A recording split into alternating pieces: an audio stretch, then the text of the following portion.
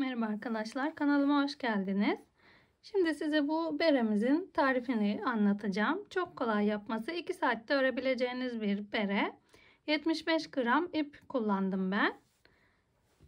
Ölçülerini vereyim beremizin. Şu şekilde yüksekliği 20 santim yüksekliği var. Şöyle baş çevresi, şöyle ölçeyim komple.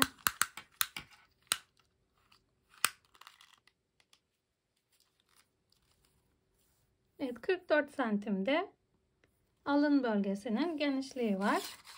Yetişkin bir beresi. Hem bayanlara hem erkeklere uygulayabileceğiniz bir bere. Lastik kısmından başlanıyor örmeye. Başınızın çevresinin, alın bölgenizin çevresinin uzunluğu ne kadarsa o kadar lastiğimizi uzatarak başlıyoruz. Daha sonra iki ucunu birleştirip beremizin üst kısmını örüyoruz. Çok kolay yapması. 2 saatte bitiyor. Gayet basit. Çok az ip gidiyor. 75 gram. İstediğiniz iple örebilirsiniz. Daha ince iplerle de örebilirsiniz. Lütfen kanalıma beğeni, yorum yapmayı ve kanalıma ücretsiz abone olmayı unutmayın. Güzel tariflerin devam etmesi için. Evet, bu şekilde beremiz örmeye başlayalım. Ben bir de şu şekilde ebruli bir iple de çalıştım beremizi. Aynı modeli bu iple de uyguladım. Bu da çok güzel oldu. Size bu iple örsem belli olmayacaktı modelin yapılışı. Onun için bu iple tekrar ördüm. Bu şekilde de güzel oluyor. Karışık renkli. Bu da güzel oldu. Evet, isterseniz ebruli iplerle örebilirsiniz. İsterseniz düz renkle ya da lastik kısmını farklı renk, üstünü farklı renkte örebilirsiniz. Siz tepesine pompon dikebilirsiniz, yapabilirsiniz ya da hazır pomponlar kullanabilirsiniz. Evet, bu şekilde beremiz. Şimdi örmeye başlayalım. Evet, bu ipi kullandım beremizi örerken.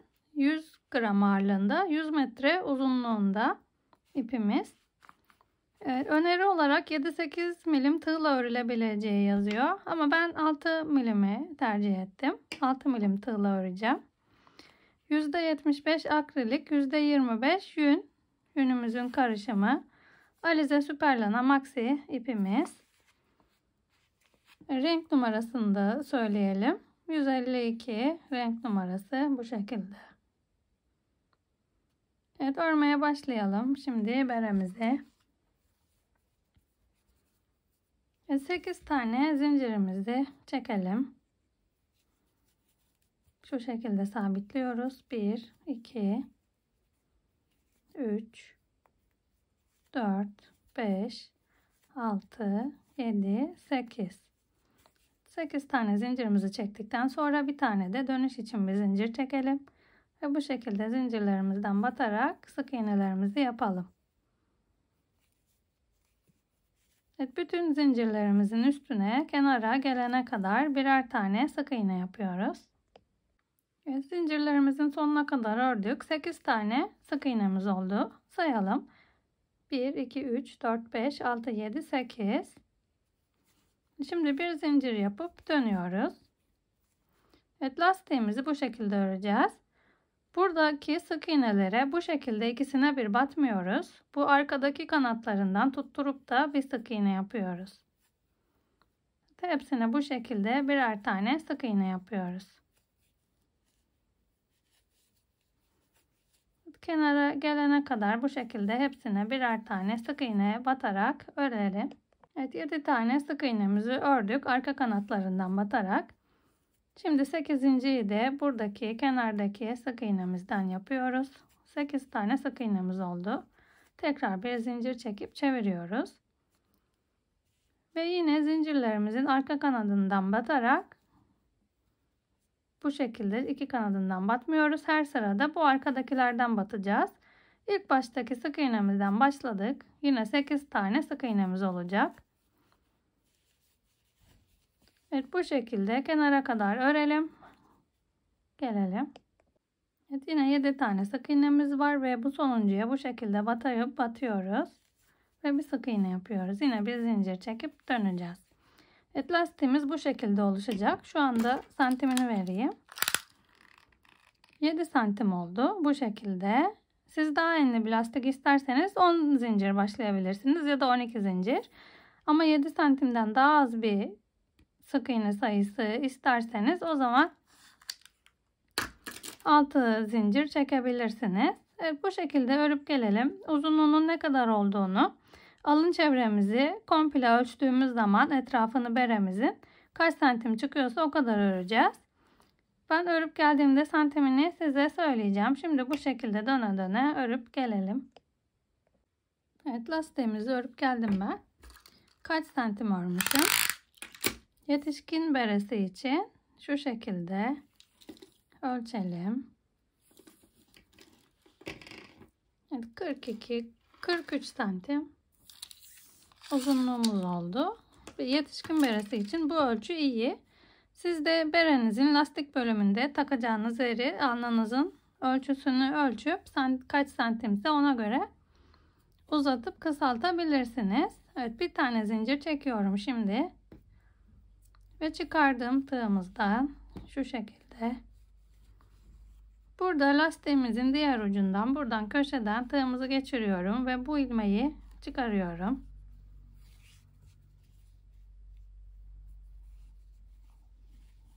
Şurada zincir çekmeyelim. Dönmeyeceğimiz için şu an. Bunu geçirdikten sonra çekelim burada zincirimizi. Bir zincirimizi çektik. Şimdi burada bu zincir boşluklarından batarak birleştirme işlemini yapacağız. Birinci boşluktan batıyorum. Ve burada da yine aynı ördüğümüz şekilde tek kanadından tutacağız. Yani bu şekilde ikisine bir batmayacağız. Sadece dıştaki tek kanadından batacağız. Ve kaydırma yapacağız buraya. Sıradaki zincirimize batıyoruz. Ve buradaki sık iğnemizin yine bu şekilde dıştaki kanadından batarak kaydırma yapıyoruz. Evet, bütün zincirlerimizin kenarından batalım. Bu şekilde zincirimizi tutturalım. Sık iğnenin tek kanadını sıra sonuna kadar birleştirelim bu şekilde. Kaydırma. Evet, birleştirme işlemimiz bu kadar. Şimdi üst sıraya çıkacağız artık. Burada sonuncuya da batalım. Ve bir tane kalmış olması lazım. Evet, ikisine bir batıp kaydırmamızı yapıyoruz. Şimdi üst sıraya çıkacağız. Burada bir zincirimizi çekelim. Evet, bir tane zincirimizi çektik. Modelimizin ters yüzündeyiz. Burası ters kısmı. Şimdi bir zincir daha çekelim. 2 tane zincirimizi çektik. Tığımızın üstüne doluyoruz ve önümüze gelen boşluklara birer tane bu şekilde tekli trabzan yapacağız. Doluyoruz. Bu şekilde batarak bir ilmek çıkarıyoruz ve üçünü hepsini bir seferde öreceğiz. Tekrar doluyoruz. Diğer boşluktan bir buradan batıyoruz. Şu şekilde sık iğnemizin kenarından üçünü hepsini bir seferde ördük. Doluyoruz. Şuradan batıyoruz bu sık iğnenin kenarından. Tekrar doluyoruz. Önümüze denk gelen sık iğnenin kenarından iki telini tutturarak ilmek çıkarıp üçünü bir seferde örüyoruz. Şimdi bu araya atlıyoruz. Diğer buradaki sık iğnenin kenarında hepsini bir seferde örüyoruz. Bu şekilde üst kısma çıkacağız. Bu sırayı böyle öreceğiz. Farklı bir işlemimiz yok. Yani her sık iğne kenarından bir tane ilmek çıkarıyoruz. Evet, bu şekilde örüp gelelim. Evet, bir sıra boyunca trabzanlarımızı yaptık. Yine üstüne doluyoruz. Burada en sonuncuyu unutmayalım. Buna da batıyoruz. Şimdi burada birleştirme işlemini yapacağız. İlk başta çekmiş olduğumuz 2 tane zincir vardı. Bu zincirimizin en üsttekine batalım. Ve buraya bir kaydırma yaparak birleştiriyoruz. Şimdi bir zincirimizi çekip geriye dönelim. Tığımıza doladık. Ve Ve burada ilk trabzanımızdan başlayarak bu şekilde iki kanadından batmayacağız. Yine arka kanatlarına batıyoruz. Lastik kısmında yaptığımız gibi. Üçünü hepsini bir seferde öreceğiz. Tekrar doluyoruz. Yine aynı şekilde tek kanadından batalım. Bu şekilde bir iç yüzünden şapkamızın bir dış yüzünden öreceğiz. Bu modelimiz böyle. Çevire çevire örüyoruz. Bir iç yüzünü, bir dış yüzünü. Hepsini bu şekilde tek kanadından batarak örüp sıramızı tamamlayalım. Evet, bir sıra boyunca örüp geldim tekli trabzanlarımızı. 47 tane tekli trabzan var. Bu arada onu da söyleyeyim. Şimdi bu sonda görünene batmayalım. Buradan direkt yine zincirimizin üstüne yaptığımız birinci trabzanımızın tepesinden tığımızı geçirelim. Bir zincir yapalım ve tekrar modelimizi çeviriyoruz. Bir tersten bir önden örüyoruz modelimizi. Ve tığımıza doladık. Yine bu en önümüzdeki birinci trabzanımızın arka kanadından batarak tekli trabzanlarımızı yapmaya devam edelim. Doluyoruz. Yine arka kanadından batarak tekli trabzanımızı yapıyoruz. Evet, modelimiz bu kadar. Çok kolay bir model. Yüksekliğinin ne kadar olmasını istiyorsak o boya gelene kadar aynı şekilde örüp geleceğiz. Her sırayı bu şekilde öreceğiz. Buraya kadar örüp geldikten sonra burada yine bir tane zincir çekip çevireceğiz modelimizi. Bu tarafa doğru öreceğiz. Buraya geldiğimizde yine bir zincir çekip döneceğiz. Ve bu aynı modelimizi bu şekilde devam ettireceğiz. Döne döne. İstediğimiz uzunluğa ulaşana kadar öreceğiz. Ben örüp geleyim. Kaç santim ördüğümü sizlere söyleyeceğim. Evet, bu şekilde örüp geldik modelimizi. 16 santim olana kadar bu şekilde ördüm. 2, 4, 6. 6 sıra ördük. Şimdi 7. sırada eksiltme yapacağız. Yine bir zincirimizi çektik. Modelimizi çevirdik. Evet, doluyoruz üstüne. Ve önümüzdekinin yine arka kanadından batalım. Bir tekli trabzan yapalım. Tekrar doluyoruz. Diğer trabzanımızın yine arka kanadından batıp bir tekli trabzan daha yapalım. Tığımıza dolayalım. Önümüze gelen ilmeklerin arka kanadına batıp bir ilmek çıkaralım. Ve diğer sıradaki ilmeğe batıp bir ilmek daha çıkaralım. Tığımızda 4 tane ilmeğimiz oldu. Hepsini bir seferde örelim. Tekrar doluyoruz. Ve önümüzdeki ilmeklerin arka kanadına batıyoruz. Bir tekli trabzan. Tekrar aynı şekilde batarak bir tekli trabzan daha yapıyoruz. Tekrar tığımıza doladık. Önümüzden bir ilmek çıkardık. Sıradakinden de bir ilmek çıkardık. Üstüne dolamadık burada. Hepsini bir seferde ördük. Bir kez daha göstereyim. Önümüzdeki ilmekten bir ilmek çıkardık. Hepsini bir seferde ördük.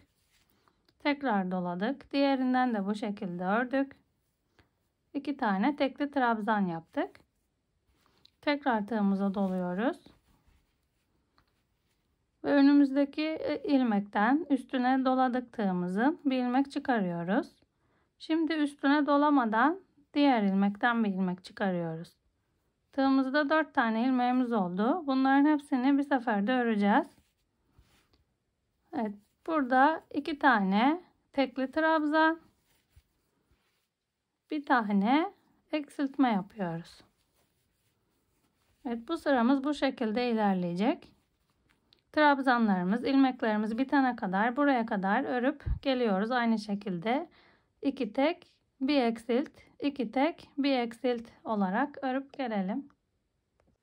Evet, kesme işlemimizi yaptık. 2 tekli trabzan, bir kesme işlemi olarak bu sıramızı tamamladık. Şimdi en sonda bir tane ilmeğim kaldı. Bunu da bir tekli trabzan olarak örüyorum. Ve bu şekilde yine sıra başında aynı şekilde kaydırmayla birleştiriyoruz. Ve bir zincir çekiyoruz ve modelimizi, beremizi çeviriyoruz.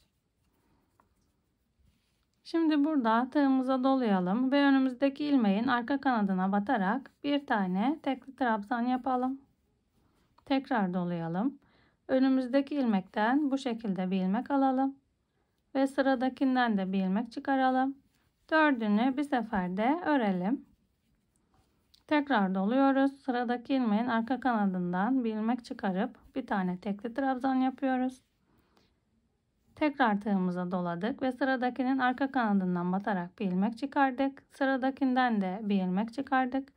4 tane ilmeğimizin hepsini bir seferde ördük. Evet, bu sırada da bir kesme işlemi, bir tane tekli trabzan örüyoruz. Bir tane kesme işlemi yapıyoruz. Yine bu şekilde sıra başına kadar örüp gelelim. Bir tekli trabzan, bir kesme işlemi olarak uygulayıp geldik sıramızı ve kaydırmamızı yaptık. Yine bir zincir çekiyoruz ve modelimizi çeviriyoruz. Yine arka kanadından batalım. Bir ilmek çıkaralım. Diğer ilmekten de trabzandan da bir ilmek çıkaralım ve hepsini bir seferde örelim. Doluyoruz tığımıza. Tığımızı batıp bir ilmek çıkardık. Diğerinden de bir ilmek çıkardık. Dördünü bir seferde ördük. Tığımıza doladık. Önümüzdeki ilmeğin arka kanadından bir ilmek çıkardık. Diğerinden de hepsini bir seferde ördük.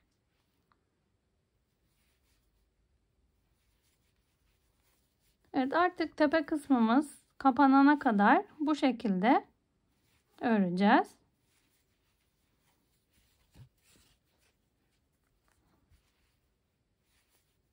Hep aynı işlemi uygulayacağız. Tepe kısmımız kapanana kadar. Yani ben buraya kadar bu şekilde hepsine kesme işlemi yapacağım. Evet, bir sıra kesme işlemi yaptım. Bu sırayı da göstereyim. Bir zincirimizi çektik ve yine beremizi çevirdik. Bu boşluğumuz kapanana kadar hepsini birer tane keselim. Aynı alt sıradaki gibi yine arka ilmeklerinden batalım. Bir ilmek çıkaralım. Şundan da bir ilmek çıkarıyoruz. Hepsini bir seferde örüyoruz. Tekrar doladık. Önümüzden bir ilmek çıkardık.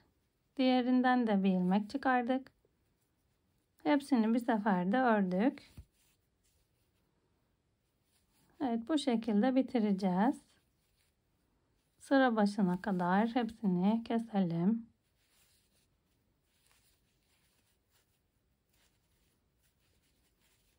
Daralınca zor oluyor tutması.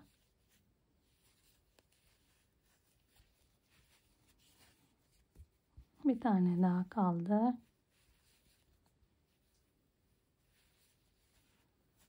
Evet, hepsini kestik. Şimdi burada birinci trabzanın tepesinden kaydırmayla birleştirelim. Bir zincir çekelim. Şimdi bir sıra dönecek kadar daha ilmeğimiz kalmadı artık. Onun için bu ipimizi keselim. Bu uçlarımızı toplayıp büzebiliriz burada. İlmeğimizi çıkaralım. İnce uçlu bir tığ aldım. Buradan döndürelim yine. Hepsinden bu şekilde batarak ilmeklerimizden birer tane bir içeri bir dışarı çekelim.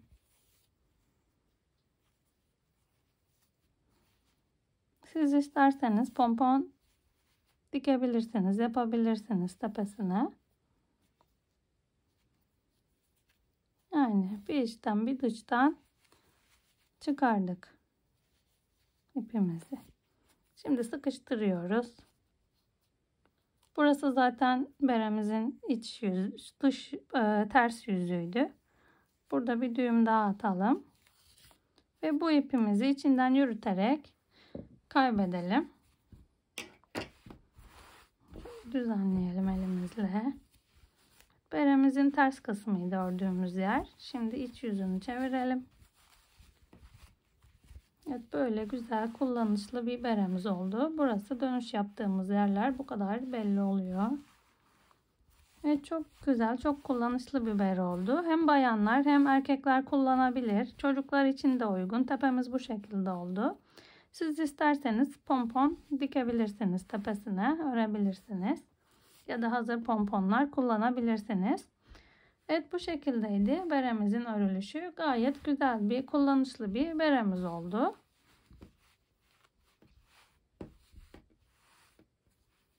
Evet, kanalımdaki diğer tarifleri de inceleyebilirsiniz. Çok güzel çanta tariflerim, şapka tariflerim, bere tariflerim de var.